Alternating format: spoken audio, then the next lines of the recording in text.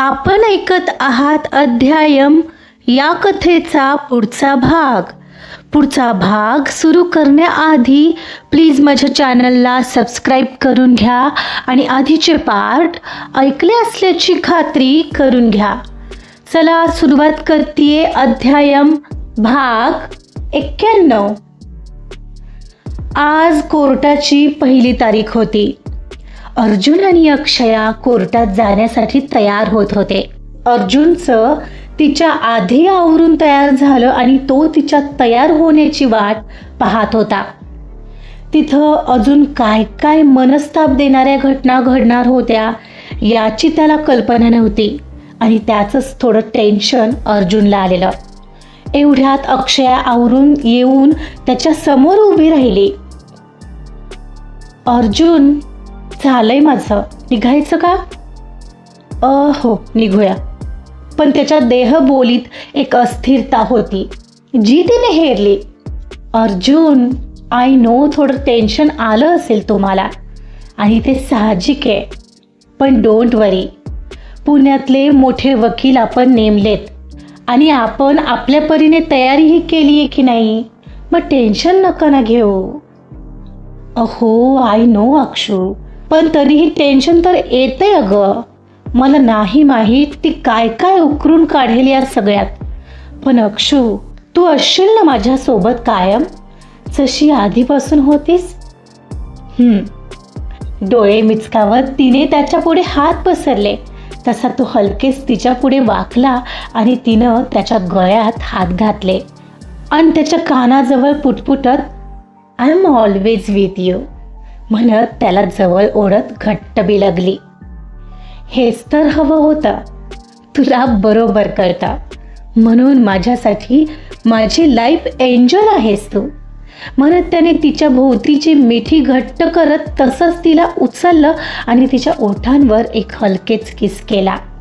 ती आता गोड स्मित करत त्याच्याकडे पाहत राहिली होती आणि तोही अगदी प्रेमाने तिच्याकडे पाहत राहिलेला. बरं चला आता निघायचं का, नाहीतर उशीर होईल. हो चल म्हणत त्याने तिला खाली ठेवलं आणि दोघंही खाली जायला निघाले. बाबा सोफ्यावर बसून त्यांची खाली वाट पाहत होते. अरे आलात, म्हटलं आज येताय खाली की नाही म्हणत डायनिंग टेबलवर कधीची आणलेली दही साखरेची वाटी त्यांनी उचलून दोघांकडे आणली. अर्जुन, अक्षया, हे घ्या. हे दोघंही एक एक चमचा खाऊन मगच बाहेर पडा, नक्की यश मिळेल. थँक्यू बाबा, दोघेही म्हणाले आणि बाबांनी एक एक चमचा दही दोघांच्या हातावर अनुक्रमे दिलं. अर्जुन ते घेऊन लगेचच बाबांच्या चरणात वाकला. त्याने त्यांच्या पायांना स्पर्श केला. आशीर्वाद असू द्या बाबा. अरे काय करतोयस बेटा, माझा आशीर्वाद तुमच्या दोघांबरोबर नेहमी आहे. त्याला उठवत त्यांनी हृदयाशी धरलं आणि आशीर्वादही दिले. विजयी भवा. म्हणून मला घरात कोणीतरी मोठं हवं होतं Akshaya. I am so much happy मला बाबा दिलेस. त्याचे डोळे ओलावले होते. अक्षयाने त्यातूनही त्याला डोळे मिचकावले आणि गोड स्मित दिलं. बाबा मलाही आशीर्वाद द्या म्हणत तीही वाकली. हो तू सुद्धा विजयी होऊन ये आणि अक्षू, अर्जुनला तू सुखरूप बाहेर काढशील, मला खात्री आहे. हो बाबा, चला येतो. मी पण येतो ना अर्जुन बेटा, मी तरी घरी बसून काय करणार. बाबा आत्ता नको, आता कोर्टामध्ये काय दावे प्रतिदावे होतील आपल्याला माहिती आहे का, पुन्हा त्याचं टेन्शन तुम्हाला नको. अर्जुन म्हणाला. हो बाबा प्लीज ऐका ना एवढं, जेव्हा फायनल सुनावणी असेल ना तेव्हा मी स्वतः तुम्हाला नेईल, मग तर झालं. अक्षया काळजीने म्हणाली. ठीक आहे, मग मी परागला भेटायला तरी जाऊ का, घरात बसून उगाच काहीतरी विचार चालणार, त्यापेक्षा जातो ना. बरं एक काम करा, आमच्या सोबत चला, मी तुम्हाला शहाकाकांच्या तिथे ड्रॉप करतो, पण एकटे नका जाऊ प्लीज. अर्जुन म्हणाला. हो असं चालेल, तुम्ही चला आमच्या सोबत. अक्षय त्याला दुधजोरा देत म्हणाली आणि घर लॉक करून सगळेच घराबाहेर पडले. अक्षयाच्या बाबांना शहा काकांकडे सोडून अक्षया आणि अर्जुन कोर्टात रवाना झाले. कोर्टाबाहेरील ते वातावरण पुन्हा एकदा पाहत असताना अर्जुनला तणाव वाटत होता. अक्षयासोबत तो कोर्टाच्या बाहेर उभा होता तेव्हा समोर वकिलांची गर्दी आणि गडबड सुरू होती. स्नेहा लांब उभी होती, पण तिच्या डोळ्यात तीक्ष्ण भाव आणि ओठांवर शांतपण विखारी हसू ठेवून ती अधूनमधून अक्षय आणि अर्जुनवर कटाक्ष टाकत होती. तिच्या वकिलाने अर्जुनकडे पाहत एक खोचक नजर टाकली, जणू काही तो आधीच हरल्याची खात्री ते त्याला देऊ पाहत होते. आणि हे सगळं पाहणाऱ्या अक्षयाने एकदम त्याचा हात पकडला आणि त्याला धीर देत म्हणाली, अर्जुन, तुम्ही शांत राहणार आहात हा? तिच्याकडे बिलकुल दुर्लक्ष करा. शांत राहणं सोपं नाही आहे अक्षया, अर्जुन उत्तरला. तिला बघितल्यावर उगाच सगळं जुनं डोक्यात येतंय बघ. ते जुनं राहू द्या हो, आता तुम्हाला हे सगळं जिंकायचंय, तेही डोकं शांत ठेवून. मी आहे की नाही तुमच्यासोबत? अक्षयाने थोडंसं हसत त्याला दिलासा दिला. ती सोबत आहे हे पाहून अगदी समाधानी फील करणारा अर्जुन तिला होकारार्थी मान हलवत पाहत राहिलेला. तेवढ्यात क्लर्कचा आवाज घुमला. प्रकरण क्रमांक 3456, अर्जुन विरुद्ध स्नेहा, कृपया कोर्ट क्रमांक 5 मध्ये या. दोघं आत गेल्यावर कोर्टाचा गंभीर आणि भव्य माहोल जाणवू लागला. जजांच्या समोर खुर्चीवर एक प्रौढ व्यक्तीनं स्थान घेतलं. सगळ्यांनी आदराने उभं राहून त्यांचा सन्मान केला. सुनावणी सुरू होण्याआधी सगळीकडे एक प्रकारची शांतता होती, जणू काही हा स्फोट होण्याआधीचा विराम होता. स्नेहाचा वकील पहिल्यांदा उभा राहिला. त्याने ठाम आणि धारदार आवाजात सुरुवात केली. माय लॉर्ड, माझे अशील स्नेहा यांना त्यांचे माजी पती अर्जुनकडून सातत्याने मानसिक त्रास सहन करावा लागलाय. त्यांचा डिवोर्स तारीख 5 ऑक्टोबर 2024 मध्ये झालेला. माझ्या अशील स्नेहा यांचं असं म्हणणं आहे की तो डिवोर्स मिस्टर अर्जुन यांनी यांच्याकडून जबरदस्तीने घेतला होता. यासाठी आमच्याकडे काही साक्षीदारही आहेत, ते आम्ही सादर करूच, पण त्याआधी त्यांचं सगळं म्हणणं कोर्टासमोर मांडण्याची परवानगी आम्हाला असावी. परवानगी आहे, जज साहेब म्हणाले. तर माय लॉर्ड, मिसेस स्नेहा यांचे मिस्टर अर्जुन यांच्याशी झालेलं अरेंज मॅरेज आहे. सुरुवातीला अर्जुन यांना स्नेहा यांच्याबद्दल कसलंही प्रेम नव्हतं. नंतर ते थोडंफार लक्ष देऊ लागले त्यांच्याकडे आणि त्यासुद्धा त्यांचं कर्तव्य नियमितपणे पार पाडत होत्या. पण लग्नाच्या काहीच महिन्यानंतर मिस्टर अर्जुन यांचं वागणं बदललं. आपल्या बायकोपेक्षा दुसऱ्याच मुलींना महत्त्व देणं, दिलेली वचनं न पाळणं, बायकोचे मानसिक आणि शारीरिक गरजा न भागवणं, हे तर चालायचंच. पण मिस्टर अर्जुन यांचा रागीट स्वभाव तर त्यांच्या ऑफिसमध्ये सर्वांना माहिती असेल. अर्जुनच्या रागाबद्दल बोललं गेलं तसा तो थोडासा अस्वस्थ झाला. त्याने केविलवाण्या नजरेने अक्षयाकडे पाहिलं तर तिनं त्याला शांत राहायचा इशारा करत हळूच त्याच्या हातात हात देत त्याचा हात घट्ट पकडून ठेवला. त्या रागाचा सामनाही स्नेहा यांना करावा लागायचा. अगदी 1-2दा तर त्यांच्यावर त्यांनी हातही उगारलाय. इतकंच नव्हे तर एका भांडणात त्यांनी मिसेस स्नेहा यांना ढकललं होतं आणि त्या पायऱ्यावरून खाली पडल्या होत्या. आणि तरीही त्या मनापासून त्यांच्यावर प्रेम करत होत्या. पण बहुतेक त्यांच्या आयुष्यात दुसरीच कोणीतरी मुलगी होती आणि आता त्याच मुलीसोबत त्यांनी संसार थाटलाय. याचा अर्थ त्यांना मिसेस स्नेहा यांच्यापासून सुटका हवी होती आणि म्हणून ते तसं वागत होते. म्हणजे एखाद्याला जाणीवपूर्वक मार्गातून बाजूला करण्यासाठी अशी परिस्थिती निर्माण केली जात होती की त्यांनी डिवोर्स द्यावा. सो माय लॉर्ड, माझ्या अशील कोर्टाच्या या पहिल्या निर्णयावर त्या आक्षेप घेत आहेत आणि त्यांना मिस्टर अर्जुन सोबत पुन्हा यायचंय. आमच्याकडे असलेल्या पुराव्याच्या आधारे आम्ही हे नक्कीच सिद्ध करणार की अक्षय यांच्यामुळेच मिस्टर अर्जुन स्नेहा यांच्याशी असं वागत होते आणि अक्षया यासाठी कारणीभूत आहेत. त्यांना कोर्टाने वेगळे राहण्याचे आदेश द्यावेत. कारण त्यांचं लग्न हे अमान्य आहे. कारण आम्ही हे सिद्ध करूच की डिवोर्स हा स्नेहा यांच्या मनाने झालाच नव्हता. स्नेहाच्या वकिलांच्या या भाषणानंतर कोर्टात एक प्रकारची शांतता पसरली. स्नेहा डोळ्यात नकळत अश्रू आणून तीव्र भावनांचा आविष्कार करत होती. जणू काही ती पूर्णपणे निर्दोष आणि अत्याचार सहन केलेली बाई होती. अर्जुन मात्र शांतपणे पण आतल्या आत खदखदत होता. त्याच्या मनात विचारांची चक्र फिरत होती, इतकी की त्याची नजर जराही स्थिर नव्हती. अक्षय त्याच्या शेजारी बसली होती. तिच्या चेहऱ्यावर एक ठाम शांत भाव होता. ती त्याच्या कानाशी हलक्या आवाजात म्हणाली, अर्जुन शांत रहा, ही फक्त सुरुवात आहे. आपल्याकडे पुरावे आहेत. खरं काय ते सिद्ध करायला आपण सक्षम आहोत. अर्जुनने तिच्या डोळ्यात पाहत डोकं हलवलं. तिच्या शब्दांनी त्याला दिलासा मिळाला खरा, पण स्नेहाच्या आरोपांनी त्याच्या मनात जुन्या जखमा उघडल्यासारख्या वाटत होत्या. अर्जुनच्या वकिलांनी पुढे येत ठाम आवाजात उत्तर दिलं, माय लॉर्ड, माझ्या अशिलावर केले गेलेले सर्व आरोप खोटे आणि पुराव्याच्या अभावावर केलेले आहेत. याला काहीही ठोस पुरावा नाहीये. खरं तर आमच्याकडे असे पुरावे आहेत जे दाखवतील की मिसेस स्नेहा यांचा डिवोर्स पूर्णतः परस्पर सहमतीने झाला होता, कोणत्याही जबरदस्तीशिवाय. मिस्टर अर्जुन यांनी त्यावेळीही त्यांच्या जबाबदाऱ्या पार पाडल्या, जरी मिसेस स्नेहा यांनी नातं यशस्वी करण्यासाठी काहीही प्रयत्न केला नाहीये.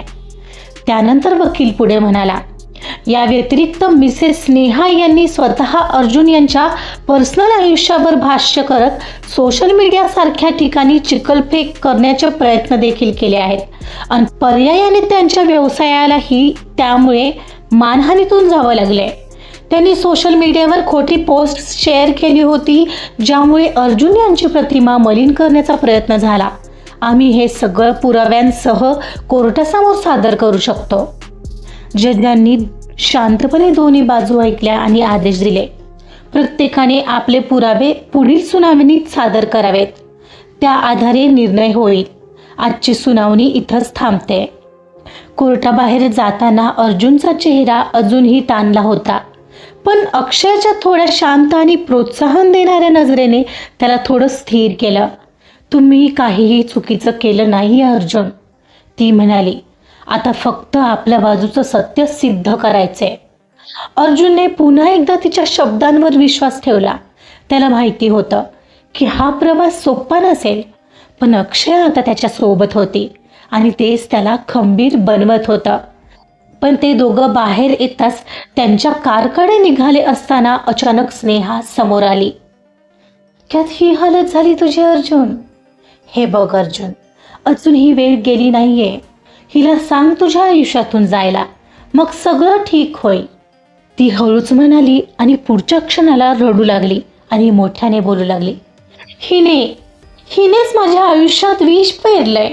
मी सोडणार नाहीये तुला Akshaya. You just wait and watch. Hey you, तिला तू मध्ये घेऊ नकोस, कळलं ना?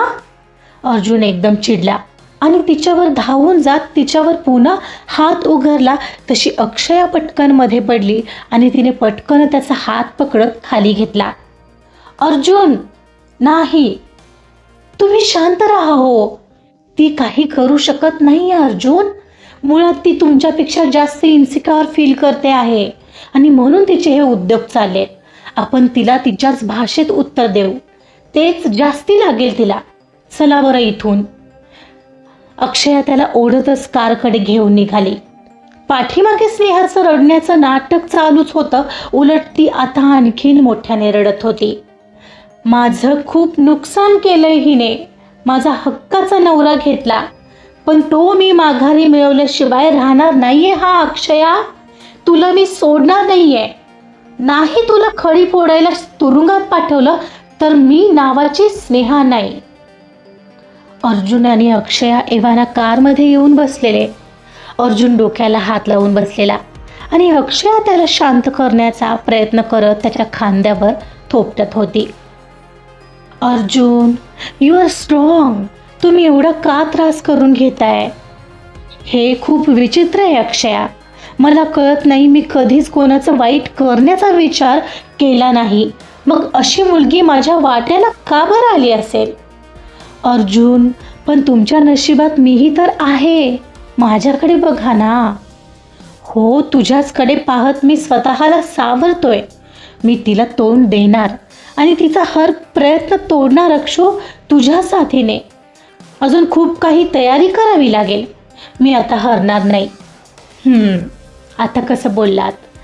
आता बस तुम्ही माझा ॲक्सिडेंट कसा झाला होता आणि त्या दिवशी तुम्ही मला वाचवलं कसं होतं आणि आपण एकमेकांना ओळखतही नव्हतो हे सिद्ध केलं की लगेच कळेल ती खोटं बोलते. मग तुमचे इतर कागदपत्र आहेतच, तुमचा म्युच्युअल डिवोर्स झाला आहे हे सांगायला. हो, आणि दुर्वालाही बोलावू, तिचीही साक्ष घेऊ. मग हेही कळेल की हीच स्नेहा कशा प्रकारे मला मानसिक त्रास द्यायची. एक्झॅक्टली, सगळं आपल्या बाजूने होणार आहे, काळजी करू नका. हो चल, ऑफिसलाही जायचं आहे अक्षू, लेट होतोय. म्हणून त्याने कार स्टार्ट केली आणि ऑफिसच्या दिशेने घेतली, कारण तो अक्षयाच्या मदतीने स्वतःला पुश करत होता. कोर्टात स्नेहा आज पुरावे सादर करणार होती. अक्षय आणि अर्जुन ही पूर्ण तयारीनिशी आलेले. सगळं जोपर्यंत नीट होणार नाही तोपर्यंत त्यालाही बरं वाटणार नव्हतं. तरीही अर्जुनच्या चेहऱ्यावर आज आत्मविश्वास झळकत होता. कोर्टाच्या बाहेर येताच स्नेहाने त्याला भेदक कटाक्ष टाकलेला. त्यावर त्याने जाणीवपूर्वक अक्षयाचा हात हातात घेतला. अक्षयाचं लक्ष नव्हतं आणि एवढ्यात अर्जुनने तिचा असा हात पकडला. पाहून तिनं अर्जुनकडे पाहिलं तर तो समोर असलेल्या स्नेहाला खुन्नस देत होता. पाहून तिनं त्याच्या हातावरची पकड आणखीन घट्ट केली. आता अर्जुनची नजर अक्षयावर आली आणि ती येताच तिने त्याला डोळे मिचकावले. तसं त्याच्या गालात जी गोड स्माईल आली होती की बस. दोघांनी स्नेहाला तितक्याच आत्मविश्वासाने कटाक्ष दिला की तू काही कर, आम्ही आता हरणार नाही आहोत. अर्जुनच्या चेहऱ्यावर अगदी प्राऊडवाली फिलिंग आली होती. हे पाहून स्नेहाचा जळफळाट झाल्याशिवाय राहिलाच नाही. तशी ती मान भलतीकडे वळवून थांबली. अर्जुन आणि अक्षू मात्र हसत होते. हसा, काय हसून घ्यायचं ते घ्या. पण आज मी सादर केलेल्या पुराव्यांनी नाही तुम्हाला रडवलं तर मी नावाची स्नेहा नाही. कारण त्यानं हेच सिद्ध होईल की मला डिवोर्स घ्यायला भाग पाडलंय तुम्ही लोकांनी. मग बघते काय करताय. एवढ्यात क्लार्कने अनाऊन्स करून त्यांचं नाव पुकारलं आणि ते सगळेच तिकडं जायला निघाले. तर आज आम्ही कोर्टासमोर पहिला पुरावा सादर करणार आहोत. तर जज साहेब, या अक्षय आहेत ना, त्यांचे मिस्टर अर्जुन सोबत आधीपासूनच संबंध होते. हे सिद्ध करणारा पहिला पुरावा आम्ही सादर करतोय. तर त्या आहेत मिसेस सानिका, मिसेस स्नेहा यांची बेस्ट फ्रेंड. तर मिसेस सानिका, आपणाला विनंती आहे की आपण कटघरात येऊन उभं राहावं. असं म्हणताच ती कटघरात जाऊन उभी राहिली. तर मिसेस सानिका, मला सांगा, तुम्ही स्नेहाला कधीपासून ओळखता? मी तिला लहानपणापासूनच ओळखते. आम्ही बालमैत्रिणी आहोत. तुमचं त्यांच्या घरी जाणं येणं असायचं का? वकिलांनी विचारलं. हो, माझं नेहमी तिच्या घरी जाणं येणं असायचं. इवन तिचं लग्नही मी अटेंड केलं होतं. लग्नाआधी आणि लग्नानंतरही त्यांच्या घरी जायचे मी. हां, तर मला सांगा, त्या दोघांचं नातं कसं होतं? खरं तर ती मला नेहमीच सांगत असायची. अर्जुनच्या अटेन्शनसाठी ती नुसती मरत असायची, पण त्यांचं लक्ष तिच्याकडे कधीच नसायचं. एकदा मी त्यांच्या घरी गेले होते. त्या दिवशी तिला जरा बरं वाटत नव्हतं. ती माझ्या समोरच कितीतरी वेळा त्यांना अर्जव करत होती की आज थांबा म्हणून. पण त्यांची कसली तरी महत्त्वाची मीटिंग होती. ती त्यांना अटेंड करणं जास्त महत्त्वाचं वाटत होतं आणि ते गेलेही. असेच अनेक प्रसंग ऐकलेत मी तिच्याकडून. माझं ऑब्जेक्शन आहे जज साहेब. यावरून नेमकं काय सिद्ध करायचं यांना? यावरून कसं सिद्ध होतं की अक्षय आणि अर्जुन यांचे संबंध होते? अर्जुनच्या वकिलांनी प्रतिप्रश्न केला. तिकडंच येतोय मी ॲडव्होकेट देशमुख. तर आता तुम्ही कोर्टाला सांगा की या अक्षयाला तुम्ही याआधी कधी पाहिलंय का? मिसेस अक्षया, थोड्या उभ्या राहाल का तुम्ही? म्हणताच अक्षया उभी राहिली. हो, हिला पाहिलंय मी, असं तिनं म्हणताच एकदम कुजबूज सुरू झाली. जज साहेबांनी आदेश दिला आणि शांत राहण्याचं आवाहन केलं. कुठं पाहिलंय आणि कसं, याबद्दल काही सांगू शकाल का? वकिलांनी सानिकाला प्रश्न केला. ॲक्च्युली एकदा मी अशीच मार्केटमध्ये निघालेले, तेव्हा ऑटोमधून मी अर्जुनना कोणा भलत्याच मुलीसोबत पाहिलं होतं. आत्ता कळतंय ती ही आहे. साधारण कधीची गोष्ट आहे ही? साधारण 10 महिने तरी नक्कीच झाले असतील. म्हणजे या दोघांचा डिवोर्स होण्याच्या आधी, बरोबर? पण याच होत्या का त्या? तुम्हाला खात्री आहे? विरोधी पक्षाचे वकील विचारत होते. हो जज साहेब, आय एम डॅम शुअर ही तीच होती. तर याचा अर्थ हा होतो जज साहेब, मिस्टर अर्जुन आणि अक्षया एकमेकांना आधीपासूनच ओळखत होते. विरोधी पक्षाच्या वकिलांनी हे सिद्ध करण्याचा प्रयत्न केला होता की अक्षया आणि अर्जुन एकमेकांना आधीपासूनच ओळखतात. यावर तुम्हाला काही प्रश्न विचारायचे आहेत का ॲडव्होकेट देशमुख? जज साहेबांनी अर्जुनच्या वकिलांना विचारलं. हो जज साहेब, माझं यांना एक क्वेश्चन आहे माय लॉर्ड. तुमच्या मतानुसार अर्जुन सोबत बोलत अक्षया होत्या, तर तुम्ही तुमच्या मैत्रिणीला तेव्हाच का नाही सांगितलं? तुम्ही त्यांच्या खास मैत्रीण आहात म्हणजे सांगितलं असणार ना, म्हणजे त्या सावध झाल्या असत्या. नाही सांगितलं. मला आधी वाटलं की त्यांच्या ऑफिसमधली कोणीतरी असेल. तेव्हा लगेच असं कसं लक्षात येईल की यांचं आणि तिचं काहीतरी असेल? हे तर आत्ता कळतंय. ओके, नो क्वेश्चन नाव, म्हणत अर्जुनचे वकील अर्जुनकडे पाहत खाली बसले. अर्जुनची नजर लगेचच अक्षयावर आली. ती खोटेच पुरावे सादर करते अक्षया आता, तो तिच्या कानाशी म्हणाला.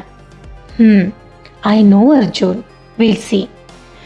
तर आमचा आता दुसरा पुरावा आम्ही आता कोर्टापुढे सादर करतोय. ते आहेत मिस्टर समीर, मिस्टर अर्जुन यांचे असिस्टंट. त्याचं नाव निघालं तसं अक्षय आणि अर्जुनने आश्चर्यचकित होत एकमेकांकडे पाहत पुढे नजर वळवली, जिथं समीर ऑलरेडी कटघरात येऊन उभा राहिला होता. हा तर मिस्टर समीर, तुम्ही मिस्टर अर्जुनसोबत किती वर्षांपासून काम करत होता? मी तरी साधारण 5 वर्षापासून काम करत होतो त्यांच्यासोबत. बरं, मग एवढ्या 5 वर्षाचा जॉब तुम्ही का सोडला? जॉब सोडला नाही आहे मी, त्यांनीच मला काढून टाकलेलं. त्याचीही नोटीस. तो त्याचा नोटीसचा कागद त्यांच्याकडे सुपूर्द करत म्हणाला.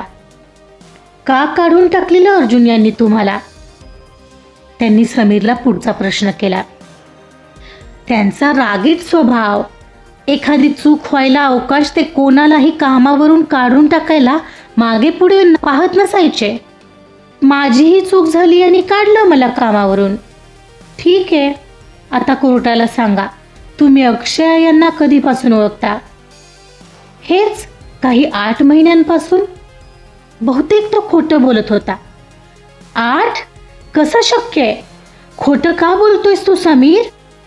अक्षया चिडून उभी राहिली तसा अर्जुनने तिचा हात पकडला आणि तिला खाली बसवलं. तो खोटं बोलतोय अर्जुन, ती हळूच म्हणाली. तसं अर्जुनने तिला डोळे मिटत होकारार्थी मान हलवली. जज साहेब, मी खोटं बोलत नाहीये, खरं तेच बोलतोय. त्या दिवशी 5 ऑक्टोबर 2024ला सरांचा डिवोर्स होता आणि त्यानंतर सरांची एक मीटिंग सुद्धा असणार होती. सो सरांना यायला लेट झाला. इवन त्या दिवशी कोर्टात यायला सुद्धा त्यांना वेळ लागला होता, कारण याच अक्षयाचा ॲक्सिडेंट झाला होता. सरांनी तिला आधी हॉस्पिटलमध्ये पोहोचवलं आणि तिथं कोणाला कळू नये म्हणून माझं नाव दिलं. तेही त्यांनी आल्यावर स्वतःच मला सांगितलं होतं, कारण अक्षयाचं आणि त्यांचं रिलेशन कोणासमोर येऊ नये असं वाटत होतं त्यांना. खोटं आहे हे समीर, तू इतक्या नीच लेवलचा असशील असं वाटलं नव्हतं. अर्जुनला ते ऐकून अतिशय चीड आली. तो उठला आणि डायरेक्ट त्याच्यावर मोठ्याने आवाज चढवून बोलू लागला. एवढ्यात खाली ओढ लागली. अर्जुन शांत व्हा, खाली बसा, अक्षया सांगत होती आणि सध्या वकिलांनीही त्याला शांत राहायला सांगितलं आणि तेव्हा तो खाली बसला. समीर, तुम्ही बोला, जज साहेबांनी आदेश दिला. हो, आणि तेव्हाच मला त्यांचं अक्षयासोबत असलेलं नातं समजलं. That's it. समीर खोटं बोलून रिकामा झाला होता. समीरच्या बोलण्याला दुजोरा देत स्नेहाचे वकील पुढे म्हणाले, इतका मोठा पुरावा असताना आणखीन काय हवं? म्हणजे या अक्षया अर्जुनच्या आयुष्यात होत्या आणि म्हणूनच ते असं वागत होते. आणि त्यानंतर प्रत्येक भांडणामध्ये ते असं म्हणायचे की एवढाच तुला माझा त्रास होतो तर डिवोर्स का नाही देत? तूही मोकळी आणि मीही मोकळा. बरोबर बोलतोय ना मी मिस्टर अर्जुन? वकिलांनी अर्जुनला प्रश्न केला. अर्जुन बस अक्षयाकडे पाहत राहिलेला आणि ती त्याच्याकडे. दोघंही जणू हतबल होते. अर्थात त्यांचीही वेळ येणार होती, पण त्याआधी हे पुरावे खोटे आहेत हे सिद्ध करावं लागणार होतं. ॲडव्होकेट देशमुख, तुम्हाला मिस्टर समीर यांना काही प्रश्न विचारायचेत का? होय माय लॉर्ड. मिस्टर समीर, तुम्ही असे म्हणालात की तुम्हाला अक्षय आणि अर्जुनच्या नात्याची माहिती अशा प्रकारे मिळाली होती. मग तुम्ही स्नेहा यांना सांगायचा प्रयत्न केला का? नाही. असं कसं शक्य होतं? सरांच्या रागापुढे? नो वे. त्यांना तसा शब्द दिला होता मी आणि त्यांचं मीठ खात होतो. सो त्यांच्या आज्ञेत राहत होतो. बरं, मला सांगा मिस्टर अर्जुन, यांनी तुम्हाला जॉबवरून काढण्याचं कारण काय होतं? कारण काहीतरी असेल ना, ते सांगा जरा कोर्टाला. कारण हे होतं की अर्जुन साहेबांचं अक्षयाला घेऊन असलेलं वागणं मला खटकत होतं. ॲक्च्युली तिला ऑफिसमध्ये घेण्यासाठीही त्यांनी खेळ खेळला. तिला एका ॲड एजन्सी थ्रू बोलावलं आणि सिलेक्ट केलं. तिचा ऑफिसमधला मार्ग त्यांना मोकळा करायचा होता आणि त्यासाठी मला सांगितलं की तू म्हणजे मी अक्षयाशी ओळख वाढवून लग्न करतोय असं सगळ्या स्टाफसमोर दाखवायचं. मला आधी कळलंच नाही याचं कारण. बॉस सांगतोय म्हणून मी ते ऐकलं, पण मी पण माणूस आहे, गुंतलो होतो तिच्यात. आणि मग त्यांचं तिला महाबळेश्वरला घेऊन जाणं नाही आवडलं. पण मी हे सगळं जाऊन स्नेहा मॅडमना सांगेन अशी धमकी दिली तेव्हा ते चिडले आणि मला सरळ नोटीस दिली. हवं तर ऑफिसमध्ये विचारू शकता. आमच्या दोघांचं लग्नही होणार होतं. मी स्वप्न पाहत होतो आणि झालं वेगळंच. समीर बस खोट्यावर खोटं बोलत होता. बर, अर्जुन यांच्या सांगण्यावरून तुम्ही असं केलं असं म्हणताय. मला सांगाल का या पाठीमागे त्यांचं काय कारण असेल? मला काय माहीत. मी वाईट आहे असं दाखवून मला काढायचं आणि स्वतःच अक्षयासोबत लग्न करायचं असं काहीतरी असेल. I don't know. No more questions my lord. My lord, याचा अर्थ हे खूप मोठं कारस्थान होतं. स्नेहाला बाजूला करणं आणि तिच्या जागी अक्षयाला हळूवार आणून ठेवणं. माझा युक्तिवाद झालाय माय लॉर्ड. आता तुम्ही यावर तुमचा निर्णय द्या आणि माझ्या अशिलाला न्याय मिळवून द्या. स्नेहाचे वकील ठामपणे सांगत होते. तुम्हाला काही सांगायचंय? तुमच्या बाजूने काही पुरावे मांडायचेत का? जज साहेब यांनी ॲडव्होकेट देशमुखना विचारलं. हो माय लॉर्ड, त्यांच्या या युक्तिवादावर आम्ही पुरावे सादर करू इच्छितो, पण त्यासाठी काही वेळ द्यावा. ॲडव्होकेट देशमुख म्हणाले. ठीक आहे, कोर्टाचं कामकाज आज स्थगित केलं जाते आणि पुढच्या तारखेला तुम्ही तुमच्या पुराव्यासह हजर राहा असा आदेश देतो. Court is adjourn. म्हणतात सगळे उठले आणि बाहेर आले. अर्जुन आणि अक्षय आता शांत होते. वकिलांशी थोडंफार बोलून तिथून बाहेर पडले. कार ऑफिसला निघालेली, पण कारमध्ये आज केवळ नीरव शांतता होती, कारण खोट्याचीही हद्द झाली होती. खोटं तेच असतं जे छाती बडवून बडवून खरं असल्याचा दावा करतं आणि स्नेहा तेच करत होती. बघूया पुढच्या भागात अर्जुन त्यांच्या वतीने काय पुरावे मांडतोय कोर्टासमोर आणि मग कोर्टात काय निर्णय घेतला जातोय. पुढं काय होतं हे जाणून घेण्यासाठी ऐकत रहा अध्यायम. कथा आवडत असेल तर प्लीज लाईक करा, सबस्क्राईब करा आणि शेअर सुद्धा करा. Thank you so much.